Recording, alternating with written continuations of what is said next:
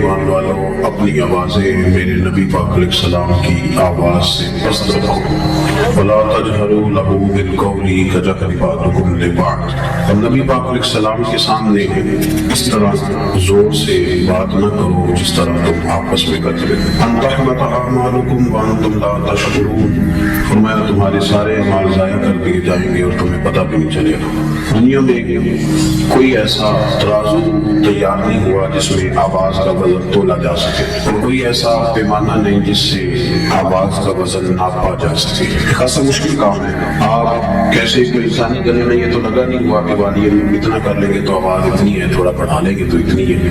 اس کے باوجود حکم دے دیا گیا کہ جب تم نے میرے محبوب علیہ السلام کے پاس آنا ہے تو پھر تم نے غور کر لینا ہے تمہاری آواز میرے نبی کی آواز سے اونچی نہیں ہونی چاہیے۔ حضرت ثابت بن قیس رضی اللہ تعالیٰ عنہ ایک صحابی تھے۔ حضرت ثابت بن قیس رضی اللہ تعالیٰ عنہ نبی کریم علیہ السلام کے صحابی تھے، تو انہیں سکل سماعت کا مسئلہ تھا، تھوڑا سا اونچا سنتے تھے۔ جو آدمی اونچا سنتا ہے نا وہ بولتا بھی اونچا ہی ہے، تو اونچا سنتے تھے تو پھر بولتے بھی اونچا ہی، کیونکہ ذرا اونچا بولتے تھے۔ تو اب آپ اس بات کو سمجھ لیں، اس شان نزول کی روشنی میں اس آیت کو سمجھے کہ وہ جان بوجھ کے اونچا نہیں بولتے تھے، مجبوراً اونچا بولتے تھے، لیکن رب کریم کو یہ ادا پسند نہیں آئی۔ فرمایا مجبوری کتنی بھی ہو میرے نبی کا ادب قائم رکھنا ہے، ادب تم نے قائم رکھنا ہے۔ حضرت ثابت بن قیس رضی اللہ تعالیٰ عنہ نے جب یہ بات سنی تو وہ اپنے گھر کے کونے میں بیٹھ کر رونا شروع کر دیا۔ بڑے دن ہوتے تھے، بڑے دن، بڑی تکلیف میں رہے کہ یار یہ مجھ سے کیا ہو گیا ہے۔ میں حضور کی بارگاہ میں اونچا بول بیٹھے، روئے اور بڑی شدت کے ساتھ آگزاری کی۔ جب 2-3 دن تشریف نہ لائے، حاضر نہ ہوئے، تو اللہ کے رسول صلی اللہ علیہ وسلم نے ان کے محلے کے لوگوں سے، صحابہ سے فرمایا کہ ثابت نہیں آ رہے۔ اس کی حضور کو تو روتے رہتے ایسا لگتا تھا، اور بڑے پریشان تھے۔ حضور نے فرمایا جاؤ کوئی اسے جا کے کہو کہ تجھے تیرے رسول نے بلایا ہے، جاؤ جا کے کہو کہ تجھے حضور نے تجھے محبوب بلاوے، ایک دم تے پھر سیر تو پیر بنائیے، اس سیر منگے تے سیر دے دئیے تے کدے بھی دیر نہ لائیے، تے یار کا کدے بھی گلا نہ کریے، پاما سہک دے ہی مر جائیے، آزم یاد لائیے، جے لائیے تے پھر توڑ نبھائیے۔ پیغام کیا سرکار کا، تو دوڑے آیا اور آ کے حضور کے قدموں میں بیٹھ گئے، رو پڑے، کہنے لگے حضور میں جان بوجھ کے نہیں کرتا تھا، میں مجبور ہوں، میں تکلیف میں ہوں۔ میرے رسول کریم صلی اللہ علیہ وسلم نے کہا اٹھ ذرا میرے گلے سے، اور فرمایا اگر تو میرا اتنا اکرام کرتا ہے، اتنی تعظیم کرتا ہے تو پھر سن، اللہ تجھے 3 نعمتیں عطا کرے گا۔ وہ جو بے ادبی کرنے والے تھے ان سے کہا انتحبط اعمالکم، تمہارے اعمال ضائع ہو جائیں گے، اور ادب کرنے والوں سے کیا کہا؟ فرمایا اللہ 3 نعمتیں دے گا۔ کون کون سی؟ حضور فرمانے لگے رب تجھے عزت والی زندگی عطا کرے گا، اور رب تجھے شہادت کی موت دے گا، اور قیامت کے دن بغیر حساب کتاب جنت عطا کرے گا۔ یہ دور جب سے تیزی سے بڑھا ہے نا آگے، تو لوگوں نے محنت کر کے بے ادبیاں پروموٹ کی ہیں، کوشش کی گئی ہے بے ادبی پروموٹ کرنے کی۔ ہمارے ہاں یونیورسٹی کے پڑھے لکھے لوگوں سے لے کر دیہاتوں کے عام لوگوں تک ادب والا معاملہ نہ بڑا خراب ہو گیا، یعنی ہمارے لیے مسئلہ ہی کوئی نہیں، جس کی وردی عزت اچھال دیتے ہیں، مسئلہ ہی کوئی نہیں۔ یہ جو ادب ہوتا ہے نا، اس سے خوشبو آتی ہے، اور بے ادبی سے بدبو پھیلتی ہے، تعفن پھیلتا ہے، بے ادبی تکلیفوں کو جنم دیتی ہے۔ کچھ لوگ کہتے ہیں جی مطلب میں نے بات ہی کی ہے، کیا ہو گیا ہے؟ بھئی بات ادب سے کرو گے تو اس سے مٹھاس پھیلے گی، اور بے ادبی سے کرو گے تو اس سے تعلق خراب ہوگا۔ ہمیں نہ بات کرنے کا سلیقہ رہا، نہ ملنے کا سلیقہ رہا، نہ آنے جانے کا رویہ ٹھیک رہا، اس سے خرابی ہونے لگتی ہے۔ آپ دیکھیں نا، ماں باپ کو بندہ پیسے دے، لاکھوں میں خرچہ دے، کپڑے خرید کے دے، سارے کام ان کے کرے، لیکن کبھی مہینے میں ایک دفعہ بے ادبی بھی کر لے، وہ راضی رہیں گے؟ بیوی کہتی ہے اپنے شوہر سے، وہ کہتی ہے تو نہ مجھے سال بعد 1 جوڑا لے کے دیا کر، اور تو تھوڑے پیسے دے دیا کر، میں گزارا کر لوں گی، پر تو نہ مجھے گالی نہ دیا کر۔ وہ جو تم نے کل بات کی تھی تو میں ساری رات سو نہیں سکی، تجھے کہیں سخت بات کر رہا۔ تزہین اور توہین جو ہوتی ہے یہ تکلیف دیتی ہے آدمی کو، اذیت پہنچتی ہے، اذیت۔ شوہر اپنی بیوی سے کہتا ہے کہ تو نہ کپڑے نہ بھی دھوئے گی تو میں دھوبے سے دھلوا لوں گا، روٹی میں ہوٹل سے کھا لوں گا، پر میری ماں کی عزت دیا کر۔ جب تم ان کی توہین کرتی ہے تو میرا دل پھٹتا ہے، مجھے تکلیف ہوتی ہے۔ آپ اس بات کو سمجھ رہے ہیں کہ یہ جو بے ادبی ہوتی ہے نا، یہ بڑا نقصان کرتی ہے معاشرے۔ ہم تو جہاں بیٹھتے ہیں، آپ یقین کریں بے ادبی ہے، توہین ہے، نہ عالم دیکھا، نہ صوفی دیکھا، نہ سفید داڑھی والا دیکھا، نہ کوئی اچھا آدمی، کیونکہ ہر چیز کے اندر ہمیں دنیا نظر آتی ہے، لالچ ہی لالچ رہ گئے ہیں۔ ہر چیز میں ہم ہر چیز کو اسی رنگ سے دیکھتے ہیں، اسی اینک سے دیکھتے ہیں۔ یہ بڑا خوبصورت رشتہ ہوتا ہے میاں بیوی کا رشتہ، یہ وہ واحد رشتہ ہے جسے اللہ تعالیٰ نے اپنی نشانیوں میں سے نشانی قرار دیا ہے۔ ان میاں بیوی کے سبب سے اولاد آئے گی، ان کے بچے ہوں گے، یہ سارا اخلاص والا رشتہ تھا، پر اس میں بھی لالچ آ گیا۔ لڑکی والے دیکھتے ہیں کہ لڑکا کیا کماتا ہے، اوپر کی کمائی کتنی ہے وہاں سے، اور لڑکی والے بھی پوچھتے ہیں لڑکی کیا لے کے آئے گی، تو جب یہاں بھی لالچ آئے گا، مادیت آئے گی، تو حسن ضائع ہوگا، اخلاص ضائع ہوگا۔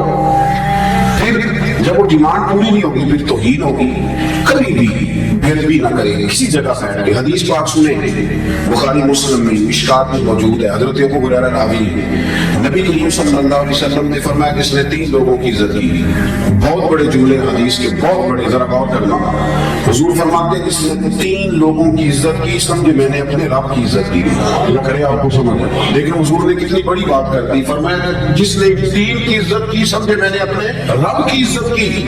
وہ 3 لوگ کون ہیں؟ تو حضور نے فرمایا جس نے سفید داڑھی والے مسلمان کی عزت کی، عالم نہیں، مفتی نہیں، صوفی نہیں، درویش نہیں، خالی مسلمان ہو، داڑھی سفید۔ فرمایا جس نے سفید داڑھی والے مومن کی عزت کی، جس نے عدل کرنے والے بادشاہ کی عزت کی، اور حضور فرماتے جس نے قرآن پاک کے عالم کی عزت کی، وہ سمجھے میں نے اپنے رب کا احترام کیا۔ لیکن ادب نہ کام تھوڑا مشکل ہے۔ یہ جو لوگ بہانے بناتے ہیں نا کہ آج کل کامل بندہ ہی کوئی نہیں، اچھا بندہ ہی، شریف آدمی کوئی نہیں، یہ اصل میں نا بیچارے مجبور ہیں، ان سے ادب ہوتا ہی نہیں۔ ادب اتنا آسان کام ہوتا تو پھر ابو جہل بھی نہ کر لیتا، عقل تم سے بھی ساری چیز۔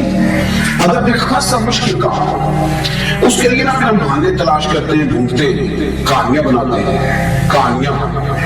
ایک جگہ پر میں بیٹھا تھا چند دن ہوئے، تو وہاں کچھ لوگ نا علماء کے بارے میں کچے کمزور کسی مولوی کے سامنے بننے کے اس لیے بھی کسی کی توہین کرتے ہیں کہ اسے بتایا جائے کہ تم چنگا ہے باقی کوئی بھی نہیں چنگا۔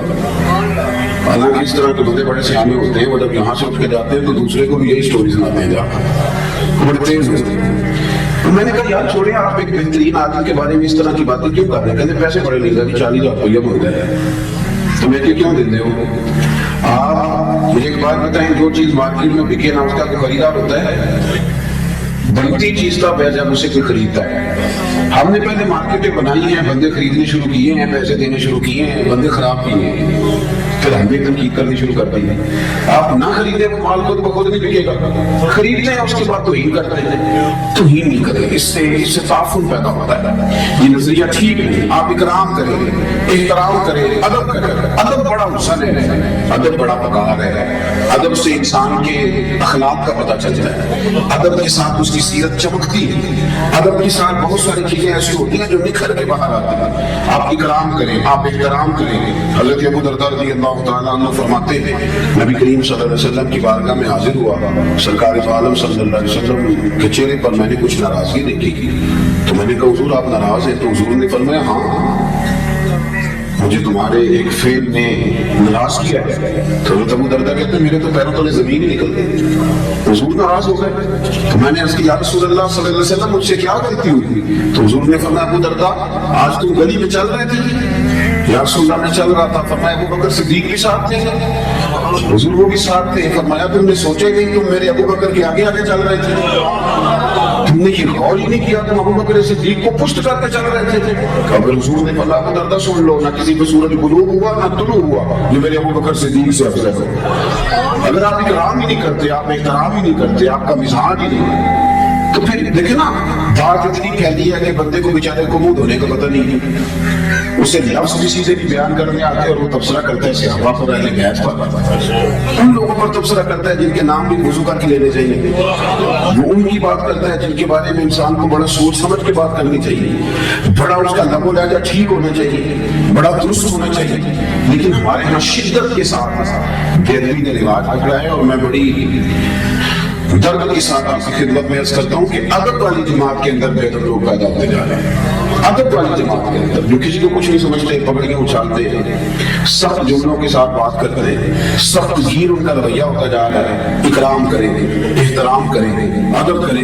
میرے رسول کریم سید عالم صلی اللہ تعالیٰ علیہ وآلہ وسلم کے صحابہ ادب کے معاملے میں وہ سمجھتے تھے کہ یہ مقام ادب ہے، پھر وہ وہاں ادب ہی کرتے تھے۔ حضرت عمر فاروق اپنے مزاج کے لحاظ سے سخت تھے، اصول پسند تھے، کوئی آدمی قریب نہیں جا پاتا، لیکن جہاں مقام ادب آتا تھا تو حضرت عمر بھی وہاں جھک گیا، جہاں مقام ادب آتا تھا وہاں جناب عمر بھی جھکتے تھے۔